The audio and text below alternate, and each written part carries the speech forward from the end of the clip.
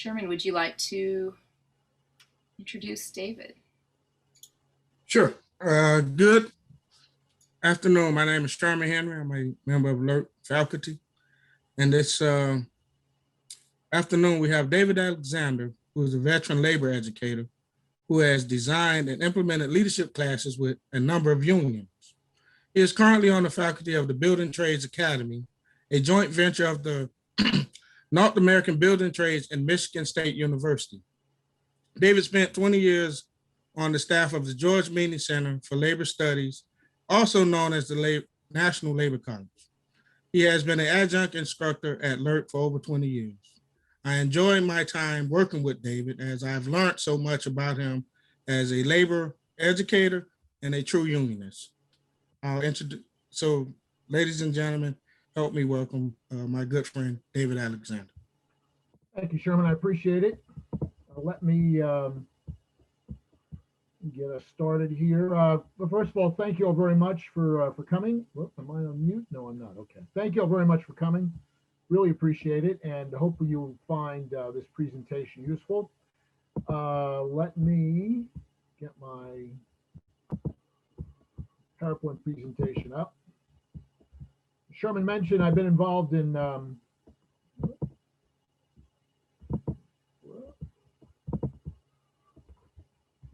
we go.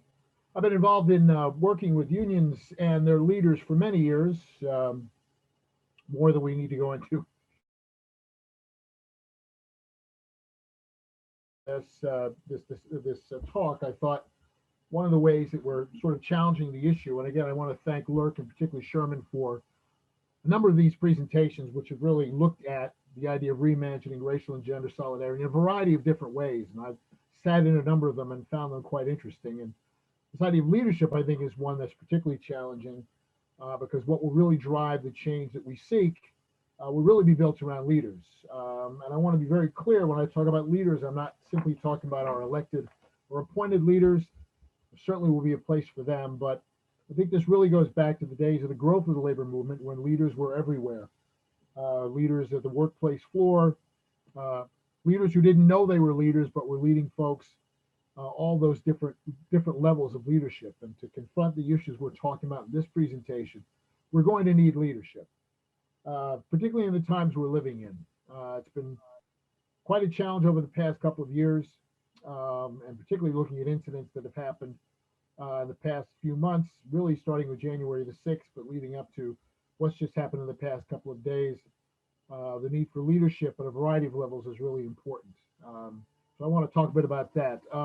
Just a bit about my presentation. I want to start with just a sort of a broader discussion about leadership in fairly broad terms, and then we'll move into the exercise and really focus on what leadership might mean as we discuss reimagining racial and gender solidarity.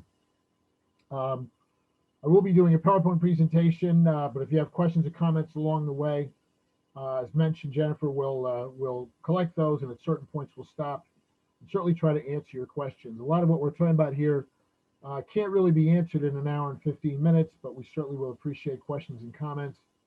I think the ability to share both in my presentation, also in the breakout exercise we're going to do later will certainly be valuable to you. So with that, let me just do a bit on leadership in sort of broader terms.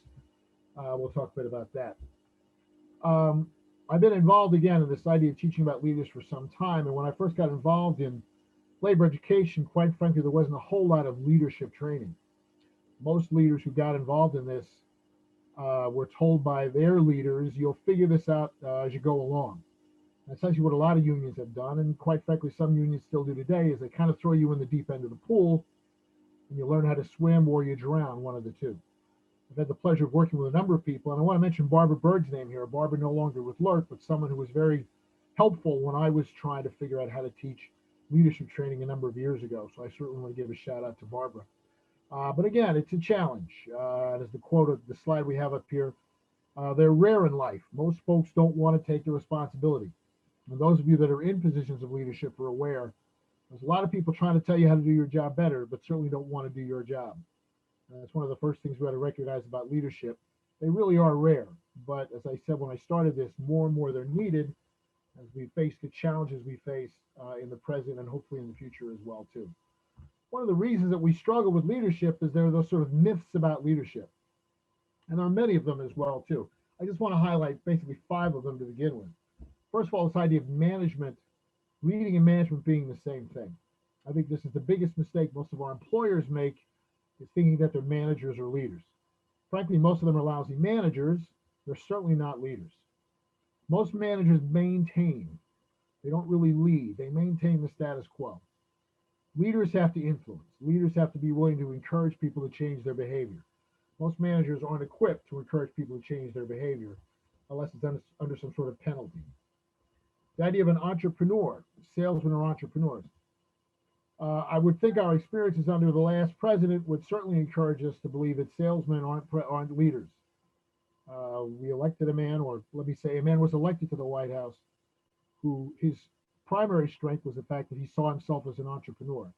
And even a cursory history of his failures would lead you to recognize that no time was he built to be a leader. The idea of knowledge, those who possess superior intelligence are leaders. Although IQ certainly helps, it doesn't equate itself to leadership. And I'll talk a bit about this because I think this is one of the mistakes we make when we look at leaders, is you have to come in with a certain level of intelligence, when in reality leaders should be learners throughout their term or tenure as leaders. The idea of a pioneer, the person who's out in front. And often action takes place because of that person who's out in front, but the challenge then for the person out in front is to get people to lead them. Do they create a vision which leads others to follow? Do they create a plan which will encourage others to follow as well too? Pioneers often get the ball rolling, but they're not the ones who often become the most effective leaders. And last but not least, this idea of position. Leadership is based simply on position. I don't want to cause any grief between you and your elected leaders for those who might be in that position, but simply being in a position of leadership does not always equate to being an effective leader. And again, I think it's another challenge we face, particularly for those of you who might see yourselves as potential leaders in the future. It doesn't mean you have to hold an official position in your organization to be a leader. Again, when we look at the history of the labor movement, the real strength of unions when they grew and continue to grow today are the people who lead every day, who encourage, plan, articulate views which encourage others to get involved in the union as well too. And the vast majority of those folks aren't holding a position in their organization. Let me talk a bit about what I call the capacity for leadership. And I think this is really something I've learned over the years. Again, the idea that there is no book about it, there is no idea that you're born a leader. In most cases, you learn about leadership along the way. And I have to tell kind of a story from my own past here. I was doing a class in Kansas City, Missouri a number of years ago, and the gentleman I was working with, we were having this discussion about trying to teach leadership. And we ended up stopping at a bookstore. I think it was Barnes and Noble at the time, and we walked through the aisles and we just thought we'd do a quick survey on books on leadership. We found there were probably close to 30 different books on leadership there, written by all kinds of folks, retired military folks, athletic coaches, all kinds of folks as well too. And we came to recognize that there was no one way that people became leaders. But the idea that you can take a course on it and instantly become a leader, or read a book and instantly become a leader, that isn't really the reality. And again, most leaders become leaders either through accident, circumstance, sheer grit, or will. I've asked people before why they've gotten involved in the labor movement in some of the classes I've taught. And usually the number one answer I get is something pissed somebody off. They were in a situation where they weren't getting the help they wanted, often not just from the employer, but from their own union as well too. And they realized in order to solve this problem, they had to get involved. And I think that's often where a lot of leadership really comes from. I think also, again, there is no one size that fits all. This idea of we are our own raw material. The idea that we know what we're made of and what we want to make of it. Many of you are going to confront this as you sort of realize issues that are important, particularly about the subjects we've been talking about, particularly dealing with less than receptive groups, outright hostility, opposition coming from a variety of forces. What are the things that you're made of that are going to give you the strength to persevere? And again, there's no way to determine that one answer for everybody as well too. And I think a very important part of learning, and I will stress this a number of times in this presentation, is what I call unlearning. Leaders have to be willing to challenge what they've learned and how they've learned it as well too. This is particularly important in the subjects we're talking about here, because the ability to confront some of our own internal questions have to be dealt with. And unless we're willing to do that, we're not really going to be leaders. Other traits of effective leaders, again, realizing that leadership is a process. It's ongoing. The good leaders recognize they continue to learn to be leaders at all times. I've decided developing a collection of skills. And again, I want to point out that all these skills can be learned and improved. The learning process never stops. And we ought to recognize that for what it is, and recognize that as we lead, we continue to learn how to lead better. There might be examples in your own life where you've seen leaders, maybe away from your workplace, in your personal life, and chances are those folks have learned a collection of skills along the way. And I'll point this out, that none of us are too old or too experienced to learn to be better leaders along the way. Again, I come back to this idea of learners, and I think good leaders know how to say, I don't know. Good leaders know what it is they don't know. And I think sometimes that runs it together, that mythology of leaders where leaders have to know everything. Leaders know what they don't know, and they realize those are things they have to learn along the way.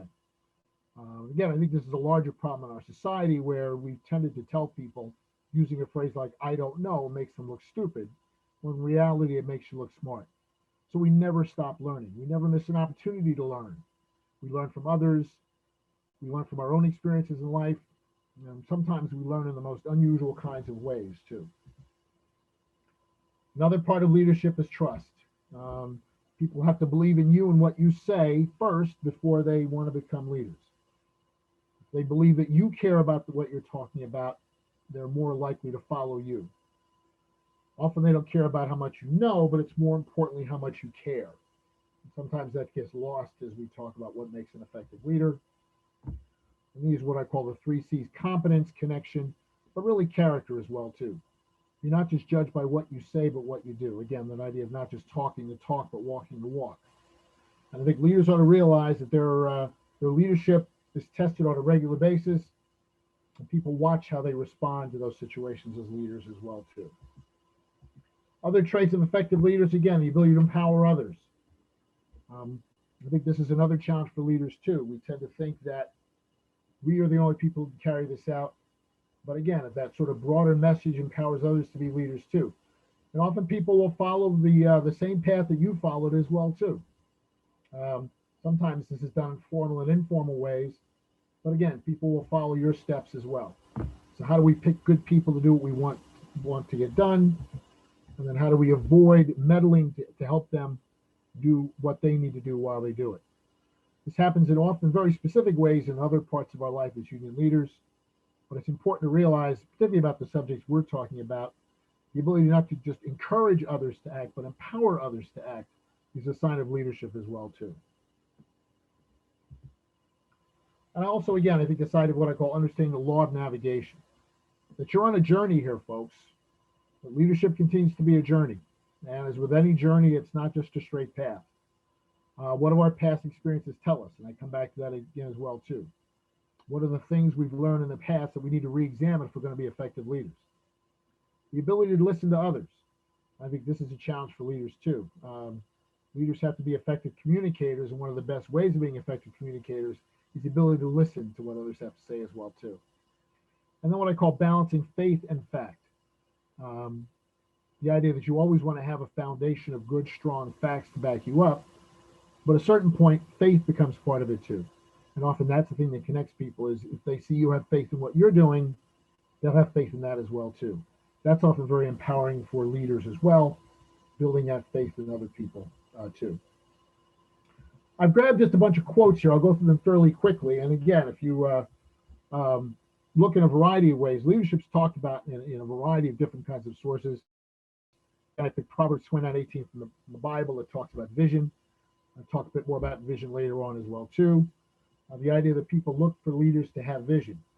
And this is one of those areas where leaders are always being challenged in how their vision translates to other people. The idea of leaders having to deal with failure. This is one thing I think that scares leaders the most is their fear of failure. Well, I picked this quote from Arianna Huffington that failure is not the opposite of success, it's part of success. Any successful leader has failed, probably more than once. The ability to learn from that failure and go on and get up the next day and do it again is a sign of leadership. And that's often the judgment of leaders. It's not your success, but how you deal with failure. Here's one of my favorite quotes. Again, critics, and we're always going to have critics. There's always going to be someone who's going to tell us we don't know what we're doing. Bob Knight, former basketball coach at Indiana University many years ago, talked about dealing with critics, and he calls him legless man who teaches running. Most of our critics will criticize us for a variety of reasons, which really often has nothing to do with us as leaders. Now, criticism comes, of course, in a variety of ways, and we ought to be open to some criticism as long as it's dealing with the issues that we're struggling with. Again, often dealing with failure means we've got to confront what our critics have told us and be honest with ourselves, but also recognize that we have critics that are out there for reasons which often have nothing to do with the issues that are there.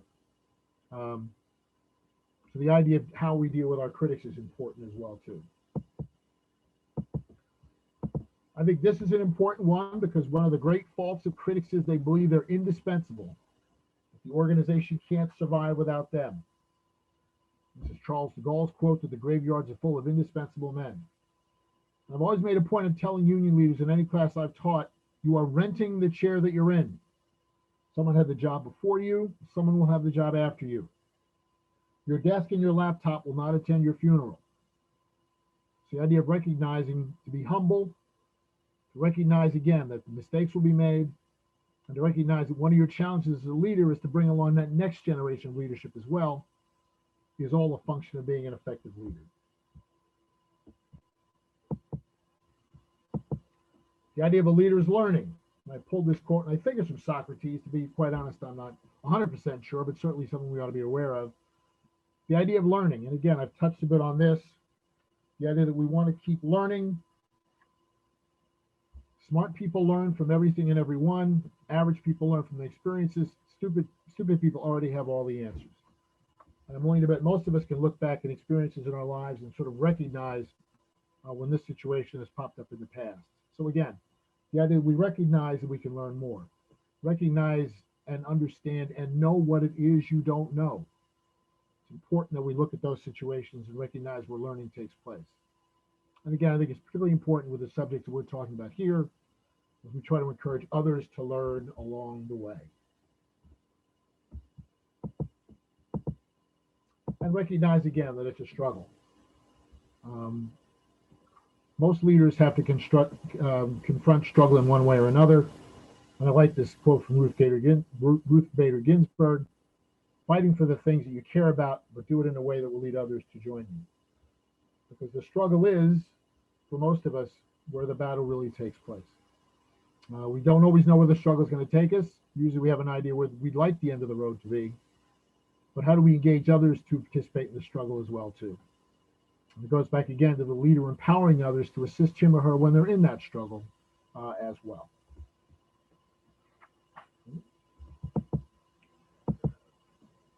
I want to spend a little bit of time on this particular quote because I think it's particularly relevant as we talk about the subject of changing the nature of how we deal with and approach racial and gender solidarity. This is a quote from Martin Luther King Jr.'s letter from Birmingham jail, which he wrote almost 58 years to the day. And a little bit of history on Martin Luther King's struggle. This took place when he was planning a march in Birmingham, Alabama in 1963. And he got a letter from a number of religious leaders in Birmingham telling him, in effect, that they didn't want him coming to town and causing trouble. And the belief was that progress was being made, and all he was going to do was upset the progress and have an impact on the status quo. A new mayor had been elected in Birmingham, and the religious leaders were telling Martin Luther King, let's give it a chance for this to work. He was put in jail as he was trying to organize this nonviolent demonstration. And while he was in jail, he wrote a letter in longhand, which was about 6 pages long, which became what we call the Letters from the Birmingham Jail. And I strongly encourage folks to read the entire letter. because he talks about leadership in a variety of ways. In fact, I think it's one of the great sort of manuals, if I may use that phrase, on leadership, is how he writes about leaders throughout history, religious leaders, other kinds of leaders who influenced his life. And he talks again, challenging the leaders in Birmingham, Alabama, to recognize the importance of the movement and the importance of why the movement needed the kinds of actions that he was talking about. And again, I think, just to read the quote quickly, "I've almost reached the regrettable conclusion that the Negro's great stumbling block is in his stride toward freedom is not the Ku Klux Klaner, but the white moderate who is more devoted to order than to justice. Shallow understanding from people of goodwill is more frustrating than absolute misunderstanding from people of ill will. Lukewarm acceptance is much more bewildering than outright rejection." And I think the reality is we're facing a lot of this when we look at who we'd like to see as our allies today.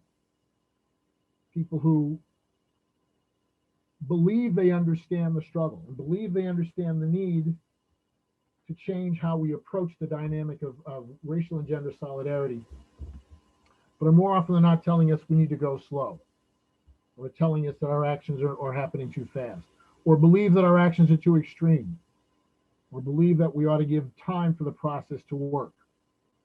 I'm particularly sensitive to this as we approach a political time now when we've gotten rid of the previous administration, and some folks feel that everything's fine now because of the new administration. And although there is certainly truth to that, but to tend to believe that action now is not necessary, I think we're making a great mistake. It also, again, challenges who are our allies and what we ask of our allies as well, too.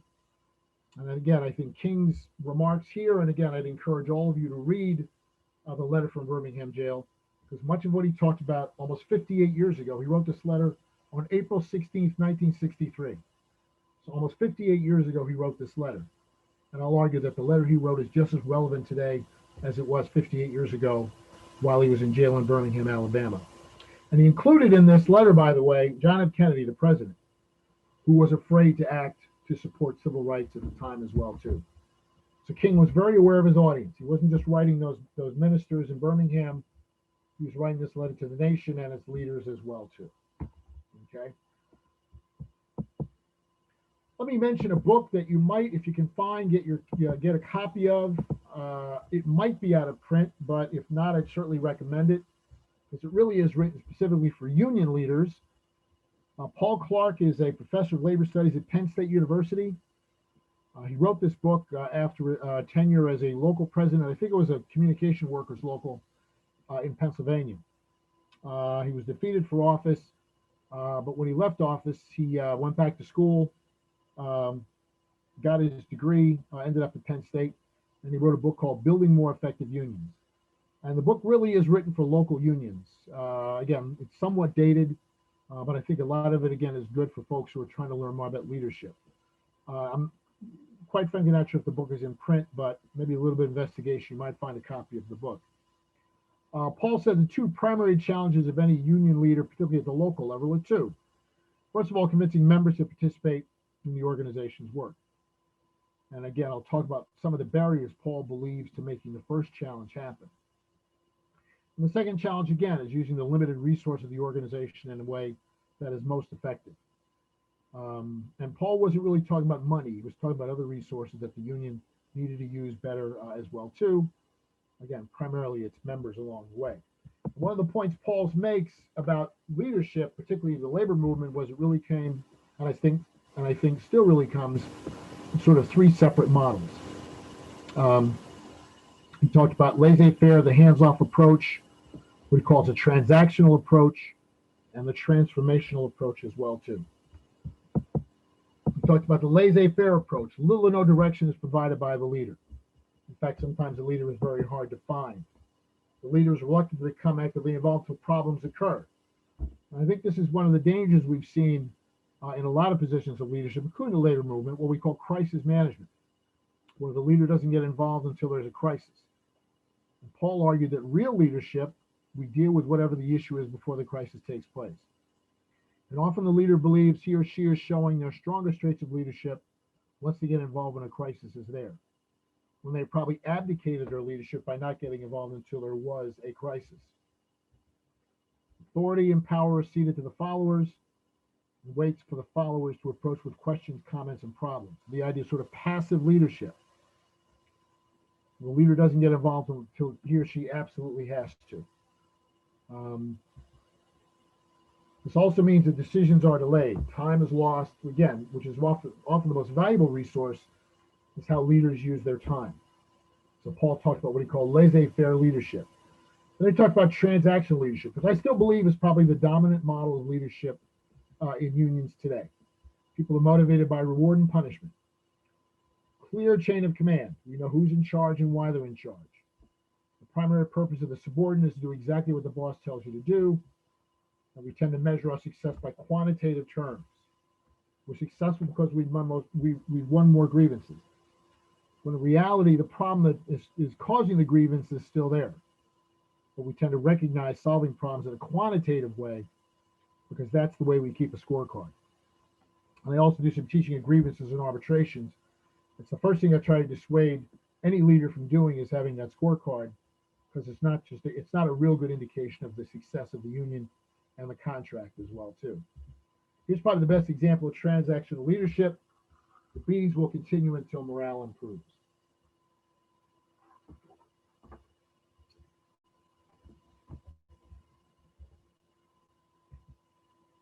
Paul argued in his book, and I think it's still relevant today, maybe even more relevant today, that the real success of leaders are those who are what we call transformational leaders.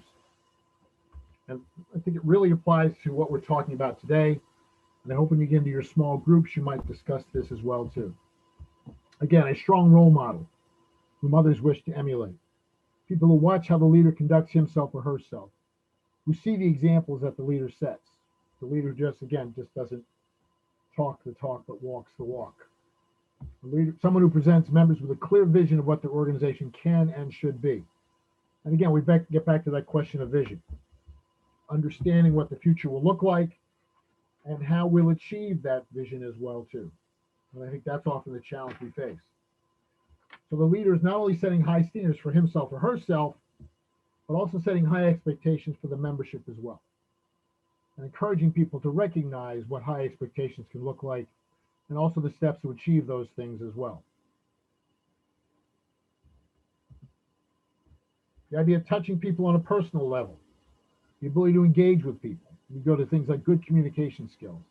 And this is another sign of good leadership, and one of the things we all ought to be very aware of, our own sort of communication styles. And communications come in a variety of ways. Many of us, we learn our communication styles when we were very young. But again, are we good communicators? And again, it's not the fact that we use big fancy words and we've always got the speeches down, but we're able to connect with people, often on a very individual level too. I'll argue in the days of social media we deal with today, still the best communications is one-on-one. But that's a challenge in a variety of ways and how we do that. But again, being aware of the sort of emotional needs that people have, which often is at that personal level. We're approaching difficulties as problems to be solved. We're always looking for new ways to deal with our problems. We recognize why the old way didn't work, and continuing to try to do those things, we approach new ways. There's an old Chinese proverb that in crisis there is opportunity. It's often the leader's challenge to recognize where the opportunities are and to find a way to respond to those opportunities. I think last but not least, the side of what I call a morally sensitive and technically proficient community. Challenging members to think creatively, but also recognizing what's in that, not just in a sort of a quantitative way, but a qualitative way as well too. Recognizing that the union is fighting for not just our members, but for this larger world we live in. And that becomes part of the vision that hopefully the leader has as well too. So again, I recommend those of you that if you're looking for a good book to get, if you can find a copy of Paul Clark's book, that'd be a good book to get your hands on. I'm going to stop right now and see if we've got any questions. And then before I move on to the next part of my presentation. So I'll open the floor up here. Questions, Jennifer, from anybody? David, I'm not seeing any questions in the chat, but I do see that Paul's book is available, at least on Powell's, as a new trade paperback, and pointed out that you could order through their union's local for a donation that Powell's gives to their union. If you buy through their portal, I put the link. Outstanding. Well, that's good. Very good. Okay, I'm glad to hear that. Glad to hear that. If anybody wants to raise their hand. Questions, comments, anything we've talked about so far before we move into our exercise?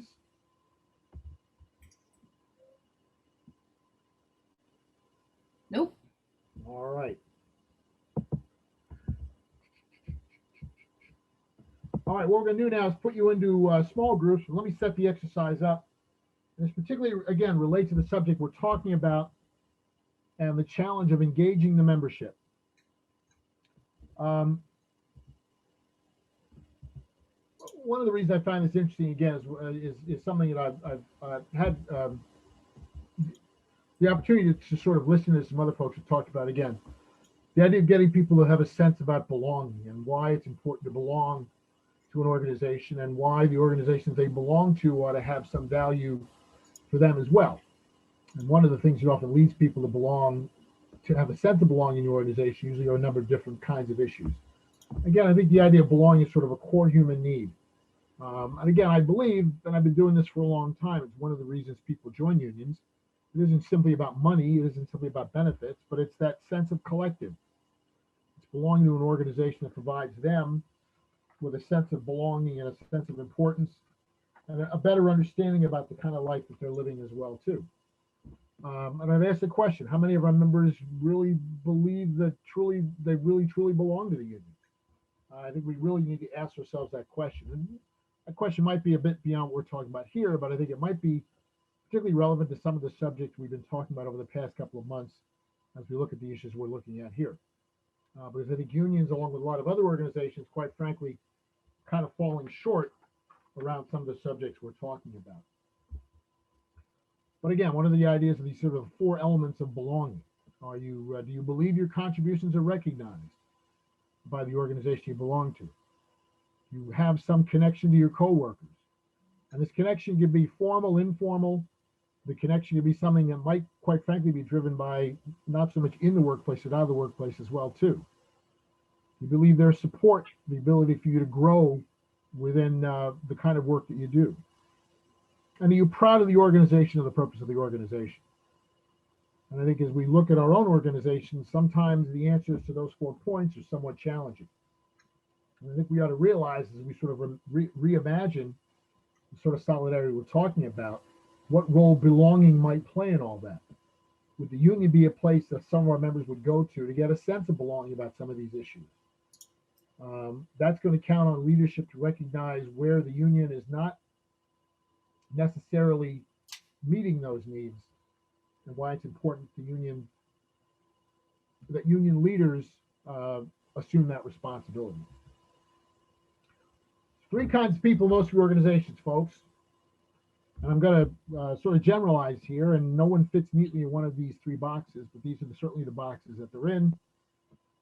Sort of recognize where folks are in these boxes. We've got our detractors, our persuadables, and our true believers. Detractors, again, disagree with much of what the union is doing and don't really see any value in the union to them. No connection between them and certainly the idea of a more diverse union as well, too. These are often the folks who believe that the union really has no place in dealing with these kinds of issues. And in reality, anything the union does which gains towards a more diverse union takes away from them. Again, this is where that idea of reverse discrimination comes in.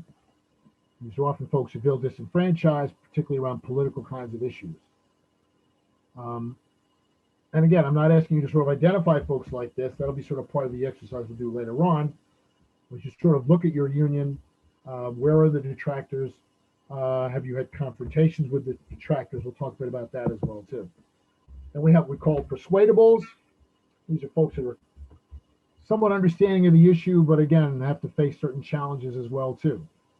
They certainly see the importance of having a diverse union, but are often reluctant to engage with the union on making the union more diverse. Again, this might go back to the whole issue of belonging as well, too. Often they hold a wide range of contradictory views, and I'll argue that often those contradictory views are people having to challenge their own views, their own personal views, and then see how those views are translated to the workplace and their own action or inaction around the issues we're talking about. Often they believe that union leaders should certainly reflect the workforce itself, but they also might believe that focusing on differences is divisive as well too. And I think this is not that uncommon a view that persuadables often have. They see some value of a diverse union, but getting them to understand the steps that make the union more diverse is often where those contradictions come in. And we have the third group, what I call the true believers. Folks who believe that working towards a diverse union is important. And often these are the folks that have taken the time to educate themselves on the issues as well. And I think we should always recognize folks that have taken the chance to educate themselves. Because many folks, again, aren't willing to do that. More willing to talk about these issues, often in one-on-one conversations with the folks they work with. These are often folks, again, who recognize that opportunities have not been spread about equally in their society, but in the end, often don't get involved for a variety of issues. Usually the number one response to this is the question of time, which I think is sort of a catch-all. I think often we have to dig beneath that to find other sort of reasons why people don't get involved. Okay? I'll argue that one thing we need to do is to find we need to create a fourth group. And I call that group our partners. And here's where leadership really becomes important. People who are true believers who are willing to engage beyond that. People who are willing to confront behavior that goes on in their workplace. They're not willing to simply be bystanders. People who are willing to talk to other members whose identity is different from them, and also help those people understand the role they might play in better educating that majority group as well too. People who might play some sort of mentoring role with people whose background is different. And I think mentoring is done in a variety of ways. Unofficial ways it's done, reaching out to a person who's new or different or unfamiliar and reaching out and trying to help them as well. Also people who in a variety of different arenas might have already taken some training as well too. So what we're trying to really do is trying to engage people who are willing to take that next step and hopefully become partners as well too. So we're going to put you in small groups, and hopefully this is the exercise. We're going to give you about 15 minutes in your group. Let me check the time here. Yeah, about 15 minutes in your group.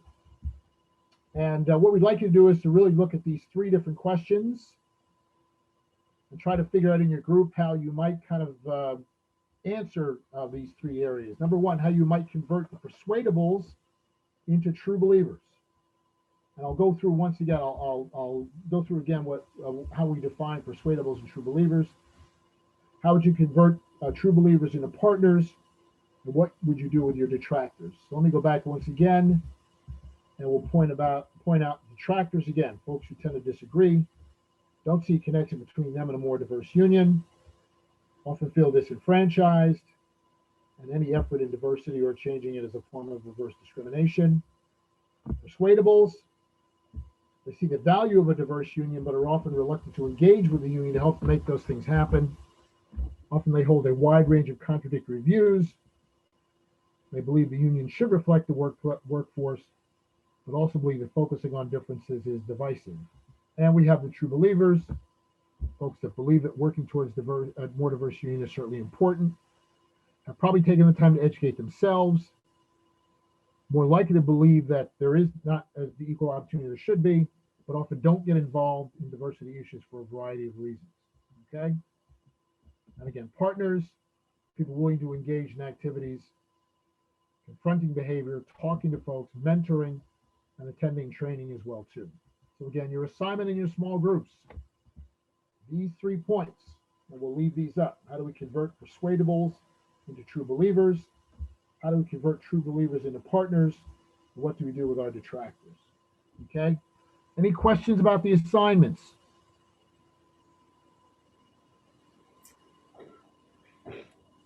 I'll take that as a no. All right, Jennifer, we're going to assign people to their small groups, Jennifer? Yeah. Are we ready to go? I'm going to open the rooms now and see you. We'll see you back in 15 minutes. All right. Oh, before we put you in groups, please choose a reporter to report back to the larger group when you come back, please. Thank you.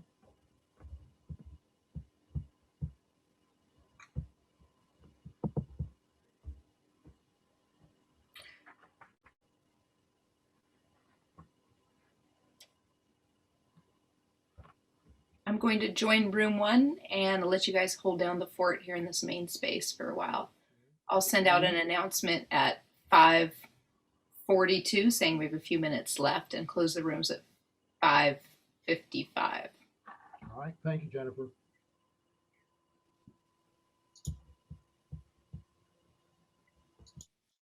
I am from Eugene here, and I'm connected with Oregon School Employees Association.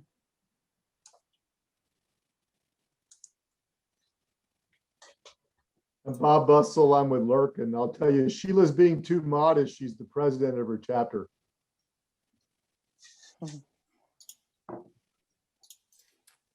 And my name is Mike Powers. I'm president of SEIU 503. And I live and work in Salem, and I met Bob in front of the, what's that, adult memory facility in Springfield. Rollin. Walking the strike line. So it's good to see you. Yeah, likewise, Mike. I am Donna Hammond, and I work in Portland, live in Vancouver, and I'm with the IBEW, Local 48 in Portland, Electrical Union. I'm Jan Medlock. I'm the treasurer of United Academics of Oregon State University. We represent the faculty at OSU. And I'm Ralph Yutz. I'm from Portland. I am a member of the Portland Community College Faculty Federation, Federation of Faculty and Academic Professionals. I'm Jennifer Smith. I'm a member of SEIU 503 at the University of Oregon. Saw you today, Mike, at our membership meeting. Thank you so much for making a starring appearance. Of course, yeah, that was fun. Always good hanging out with John. He's great. Resource. So do we remember the questions? How do we convert our persuadables to true believers? How do we convert our true believers to partners? And what to do with the detractors? Persistent question. So I'd like to start. See, initially I was going to say, the detractors, you just push them to the side and you don't even waste your time on them, right? That would be an easy one. But in my journey, I have found that some of those true haters are convertible. I mean, once they have the experience of a one-on-one or they make a connection with the other, if they can get educated and open their minds and their hearts, I've seen them change. So I'm mixed there. Mm-hmm. I want to add on to what you just said, Donna, and say that if we can't reach people through the union, where are we going to reach people? If we can't form community here, then we're just saying people are lost causes. I have a really hard time with that. The balancing act is, how do you protect your members from people who might be inappropriately aggressive, assertive, or even dangerous for them to be around? I see some of this especially if we step into the political realm. If we can't go below the surface and find out where find our similarities, and we stay at the color of our political values, and that's where we get stuck on gender and race, and you have to go below the surface and make that connection. And that whole union piece that you just mentioned, Jennifer, you have to do that to be persuadable. That's all I have to say. I think there's 7 other people sitting here ready to talk. That's what I'm looking at right now, Jennifer. I think they're just, boy, they want to turn on their mic because I see it. So I would just add to what you said, Donna. There's an old line in the labor movement that today's scab is tomorrow's picket captain. I mean, I don't want to say that that's universally true, but I've seen that too. And I'm also struck, Donna, you had an example of restorative justice, I think you talked about in your own union at one of our meetings. Yes. And I think there is the potential, I mean, not in every case, but to find some level of common interest. Right. So that there's something in terms of who people are, or what they're about.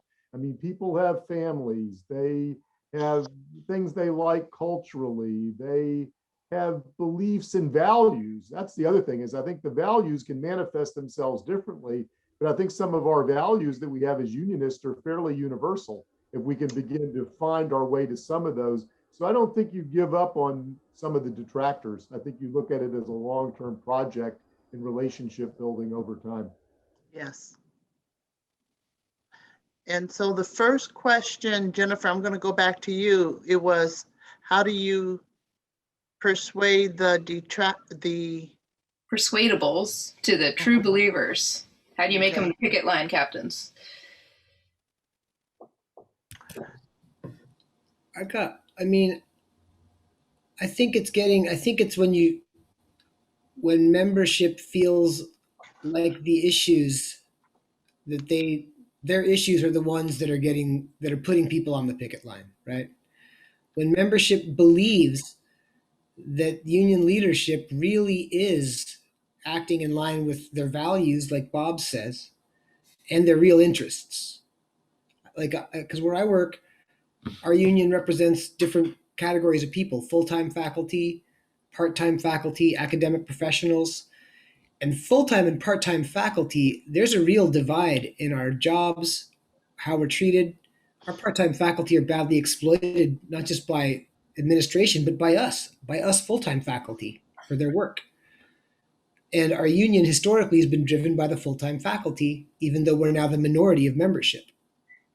So when we're at a step like that, it's harder to convince someone to become a true believer.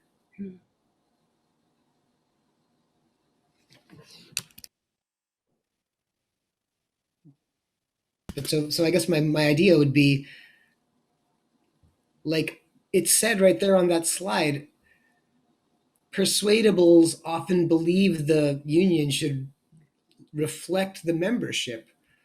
That's just straightforward representation and inclusion. Those are just good ideas, right? Those persuadables have a good idea right there. If over half your union is in one job class, but less than half of your union leadership is in that job class, you feel less represented, right?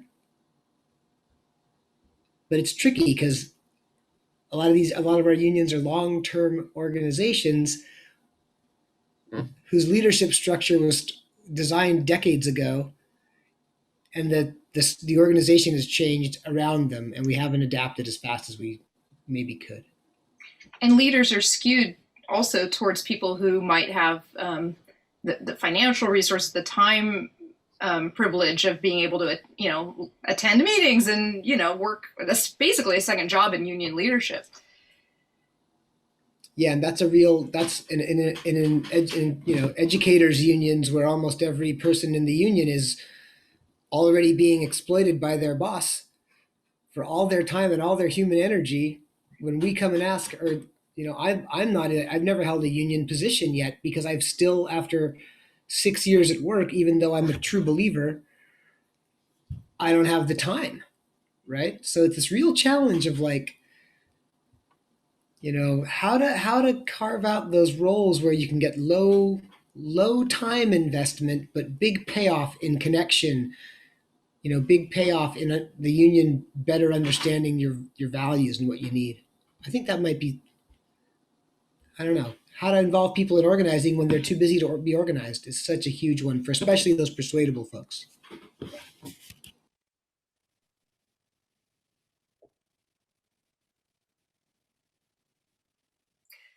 Sheila and Mike, you're both leaders. Do you have any, when it comes to mentoring, is this something that's on your mind? Like how to make the job of leadership seem more accessible to a broader diversity of your membership? I think that some of the things that I have done is to like we spoke about earlier, finding out the interests of somebody. And people have special skills, you know, and I think that just addressing those skills and talking about how useful, you know, that would be to help in a certain situation, just to get them active in doing more union things, even if it's, this is how I got a secretary. So, and she hadn't been real active before, so. Yeah, I think everybody has some special skill that they really want to share. So tap into that. Yeah, I would agree with what Sheila is saying. I mean, I know our organizers, our field organizers work really hard at, you know, identifying common interests and identifying folks who show interest, and then finding out, you know, how they could get plugged in and what they feel comfortable with in a kind of a stepwise manner. And so, you know, you're going to get, well, not, yeah. So in terms of persuadables, you know, what's a small role they can play, and then hopefully build on that, something that's easily accessible. For example, there might be a one-off, a small project you can get involved with. So to kind of, Ralph was on my left here on the screen, talking about Ralph's concerns or things to think about. A lot of people are going to say they don't have the time to do like a 2-year secretary assignment or vice president or something like that. So is there a small project you can get them to do and give them a feeling of success, and then hopefully slowly move them up.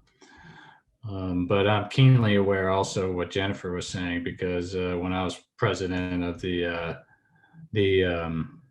local at the Oregon Department of Agriculture, and being on our political action committee is like a second full-time job.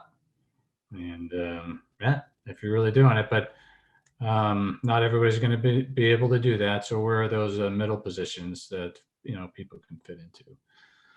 And something I've thought a lot about in terms of how to persuade just folks, you know, people maybe aren't even members. And how do we persuade them to be members? They may be persuadable, but they're not members yet. And SEIU and other labor allies put some funds into what's called a race class narrative. And you can just kind of Google that, but it really provides some great tools on how to talk to people about how folks have used race to separate us and divide us. And the race class narrative provides some structure and some language and some concepts to use in engaging people in conversations about how others have tried to divide us, and how, you know, we can come together, and that can help build our membership. Absolutely. It's almost time to rejoin the main group. Amazingly, that went really fast. Do we have someone who would like to summarize what they heard today here?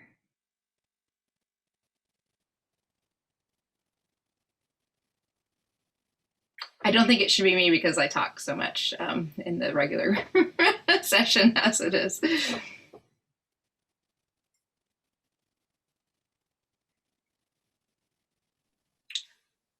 Okay, it'll be me. All right, I'm going to close the rooms and I'll see you in there.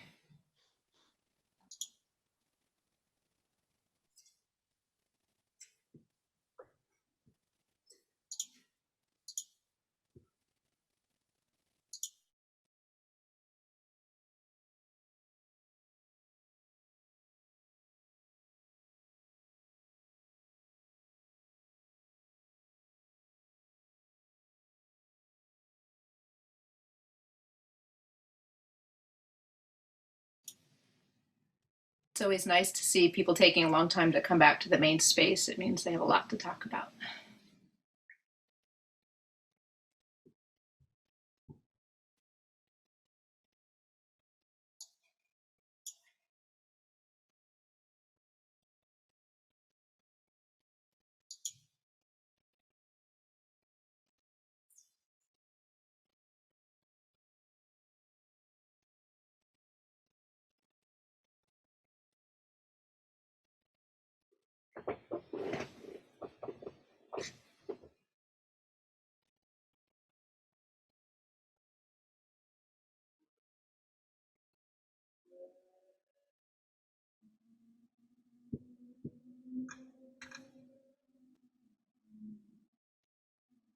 Welcome back, everyone.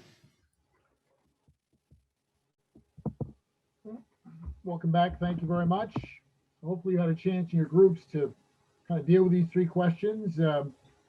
We never expect you to fully answer all three of them in the short period of time we give you, but hopefully there's some good discussion. So let me start with, well, I'll start with volunteers. Anyone want to volunteer to sort of talk about what you discussed in your group about any of the three questions?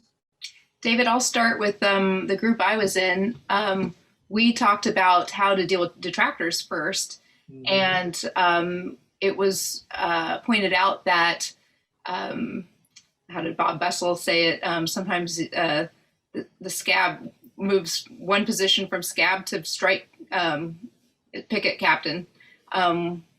They're the most motivated people potentially, and you just have to kind of turn them. Maybe Bob can explain that a little bit more. But Donna also has a lot of experience with doing restorative justice with members who on the face of it seem problematic, but really there's so many shared interests. And if we can't find those shared interests through the union, then where can we? And then moving people from persuadables to true believers. So frequently it's those one-on-one conversations. Maybe Mike wants to talk a little bit more about that. And converting true believers to partners is really identifying what kind of special skills somebody might have and be able to contribute to the union in small ways. And when they are, like for instance, in my union, I work really well as an administrative person. I can do spreadsheets and feel really comfortable tracking things behind the scenes. I'd prefer not to be, on a membership committee where I have to, talk to people.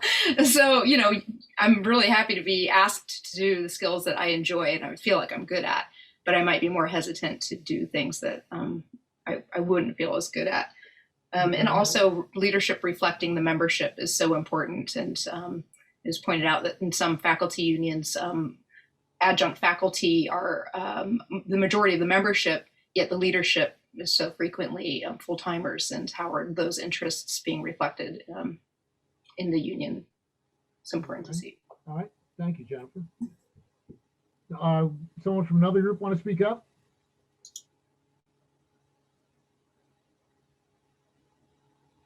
Anyone? All right, Nick, got your hand up. Nick, go ahead. Sure. So we started out, we were group 2. We were talking about the first question, persuadable to true believer. We talked a lot about how finding issues that are significantly widely and deeply felt by a lot of people can bring true believers kind of into that, or bring persuadables into that true believer by appealing to issues that are important to them. We talked a little bit about how sometimes, or how there's like a range of commitment to equity and justice, and sometimes we get persuadable people actually in positions of like leadership or like on the very committees that are supposed to be advocating for the issues that they are persuadable on. How that happens sometimes. And yeah, we talked about the importance of like when we bring up these issues and we ask people to participate, that we're always challenging the status quo and we're moving people to action. And that requires, humanizing storytelling, focusing on the qualitative, like you said, amplifying a sense of belonging, etc. And then we talked a little bit about bringing true believers into the partner level of like activity. And we kind of mostly talked about like developing close-knit circles, affinity groups, whatnot. to develop those kinds of leaders. And that's where we got to. All right. Thank you, Nick. I appreciate it. How about group three? Someone from group three want to report out? Yeah, I can do that. So yeah, in group three, we also talked about the detractors first. Spent most of the time on that. And so some of the ideas we covered is there were some who felt like detractors just take up too much time. There's too much cost for the benefit of trying to persuade them. And so it's not even worth spending focus on detractors. You should spend that on the persuadables and the true believers. There was some talk about how it can be important to listen to detractors so we can learn from them because they will have something useful to learn. There was a suggestion that we can focus on one-on-one interactions with detractors to really try to understand the source of their detraction on a personal level. And some discussion of how it can be possible to earnestly engage with detractors and turn them into supporters by giving them space to air their grievances. Some of us have observed this happen. However, others have observed that same thing backfire. So yeah, there was a lot of discussion around that. Okay. No clear answers. All right. For the persuadables, we talked about finding what tangibly matters to these people and trying to craft a message around that. And for the true believers, we talked about if more people are involved and work is highly shared, this can prevent a true believer from feeling overwhelmed, which can allow them to commit more and take the next step to being a partner, as well as giving true believers a voice that allows them to take ownership of their union, which can help them become more willing to take additional steps. That is everything I got. So if I missed anything that my team wants to share, please feel free to hop in. All right. All right, Nathan, thank you very much.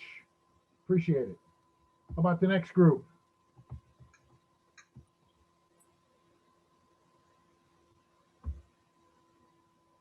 Group four? Sherman, are you going to lead or how would you like to proceed? I think you have to lead because I think your story is the story Okay. of conversion. You know, it's a story of, consistent and diligent. So I think everyone want to hear more from you than me. Okay. I'm Teresa Jarrell, where I work at Medford School District as an administrative assistant at district office. And I'm also part of the EDI committee, specifically the Black African American Committee, and also part of the MLK organizing group that we've been doing this for about 5 or 6 years. And within that group,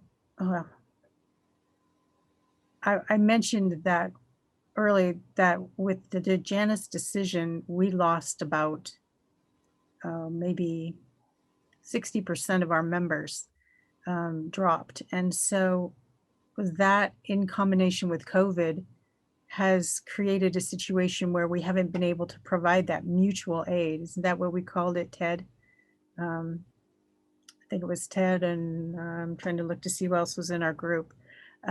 We were talking about mutual aid, and maybe that's something that we could do to try to create community in maybe in our schools, create a little food box or something that people could tap into that's union sponsored, but that provides some help and opening to their heart, maybe, because the truth of the matter is, down here in Southern Oregon, where white supremacy is huge, getting to the hearts and minds of people to simply show humanity is our goal. With that goal in mind, what we're trying to do is create awareness and community by challenging the community to some education. So this year during our MLK celebration, we produced a video and did a virtual event And we got sponsors, or I should say influencers in our community, police, faith-based, school district superintendents, to agree to take the challenge and read the book. And then our Jackson County Public Library has sponsored book study groups throughout the community. And there are those of us in our committee who host these book study groups. And we have a series of questions, and I'm sure that we'd be more than willing to share it all with you if you wanted to go this route. So just email me at teresa.jarrell, Medford School District, medford.k12.or.us, and I can turn you on to some of those materials. But through that, we have been reaching community members that participate in our book study groups. And we have several BIPOC hosts as well as white hosts. And we are looking at starting around 2 of these book study groups and have realized that we need to enter a little qualifier for cultural literacy in our book groups so that we can better prepare for the different types of readiness, I should say. That's, and then in addition to that, with our book study groups, then we're planning a Juneteenth event in which we're pulling our influencer groups together to have another conversation about, now that you've taken the challenge, how are you implementing that in our community? Because Medford EDI Group is trying to put forth a recommendation that we increase our diverse staff. But as I was telling my group, I don't see how we can retain our staff, our diverse staff, if we have a community that is not welcoming or safe. So we have to figure out how to change the hearts and minds of our community. And if our school district is going to be a big engine in this, then we need to have that engine also incorporate community members.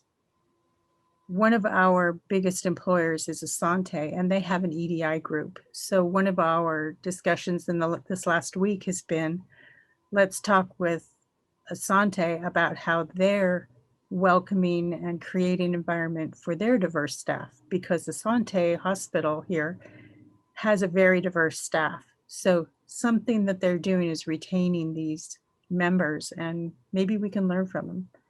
So that's a little bit about what our group talked about, or I should say I talked about.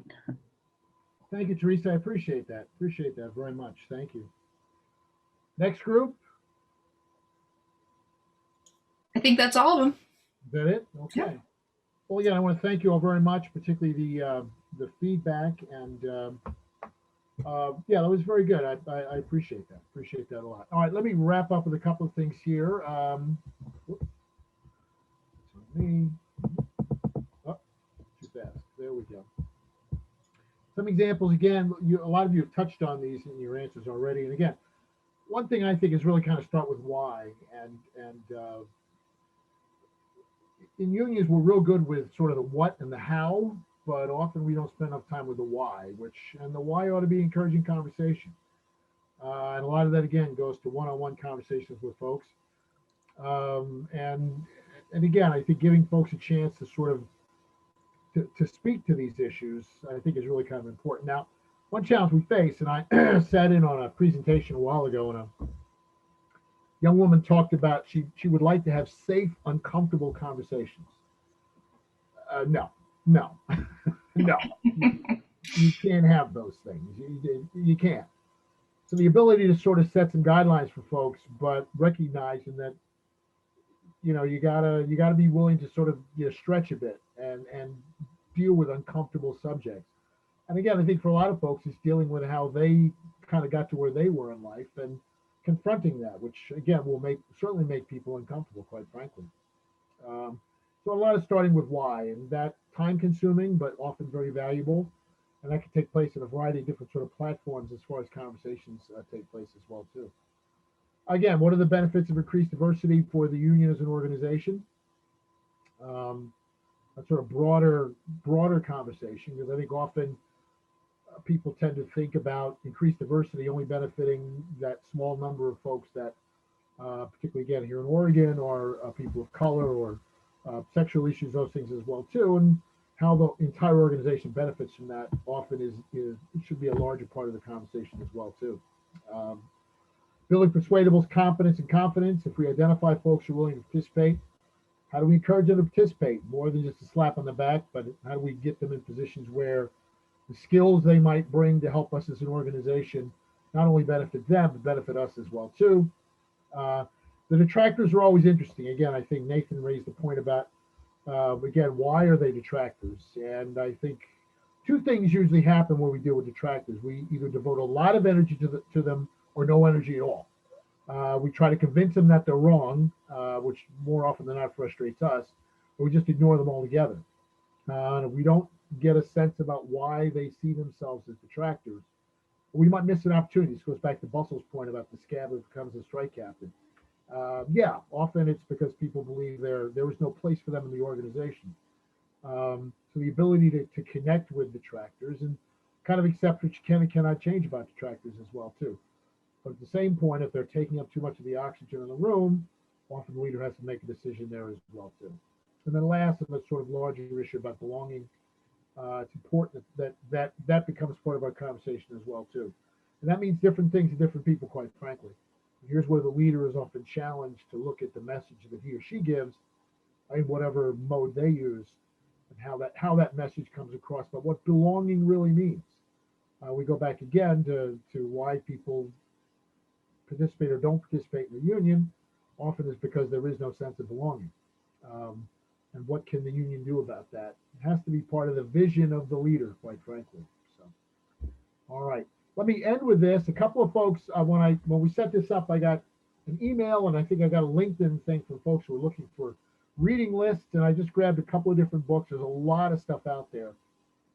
So I just picked out a couple of different things I think folks might find interesting, particularly to sort of broaden their view about the issues and give them a better sense about why we need to confront these things. And I picked sort of a cross section of stuff there that you sort of look at, that you can look at and find very useful too. A lot of it really goes to the experience, particularly of Black folks, but speaks, I think, to the larger issue of people who find themselves in a minority. And also, again, the response of the majority community, particularly white fragility and how to become anti-racist. Those are books that are really written for white people. So you want to talk about racism is another one as well too. And they're not coddling either. If you're looking again for the safe, uncomfortable book, these books aren't for you. But if you really want to sort of honestly get into this issue and look at it from a variety of different experiences, I think some of these books are very useful. James Baldwin's book, The Fire Next Time, which he wrote, I think, in 1958, again, much like Martin Luther King's letter from Birmingham jail, is still relevant today, which is both encouraging but sort of sad at the same point as well too. So, and again, you can find other books to read as well too. I didn't get back to the person who contacted me directly, but I put that out there. Let me end with this, and again, we're talking about Martin Luther King. I always have to make a point about educating folks that Martin Luther King was involved in a worker struggle when he was killed, which we just celebrated that unfortunate anniversary, I think, last week, April 4th of last week. He was fighting for workers in Memphis, Tennessee when he was killed. And he made a speech to the citizens of Memphis the night before he was killed. And we always see the excerpt of that speech around his birthday when he sort of foresaw his death. And he talked about, I might not get there with you, and I've been to the mountaintop, all those things as well too. But he also talked to the citizens of Memphis in another way too. And he used the parable of the Good Samaritan. And sometimes he told the citizens of Memphis, many of you are worried if we support the strike, what will happen to us? Maybe you want to think about if we don't support the strike, what will happen to them? And he used the phrase dangerous unselfishness. And I've always found this phrase very relevant. And I think if the labor movement embraced this more, we'd find ourselves in a much more powerful position than we're in right now, quite frankly. And again, I think sort of ending on this, if we could develop a kind of dangerous unselfishness, there's nothing we couldn't do as a movement, which would benefit everyone. So I sort of end on that. I want to thank all of you for your participation. Really appreciate you taking the time for this, not just for this presentation, but for this series as well. And I really want to thank Sherman Henry for helping to put this together. And I want to thank Jennifer for all her hard work as well too. I've enjoyed being a participant in this and also putting this on today as well too. So thank you all very much. And I'll turn it back over to, I guess, Jennifer and other folks to wrap up. So thank you. Thank you. Good. Thank you. I'll send out a note tomorrow to everyone who attended with a link to the evaluation.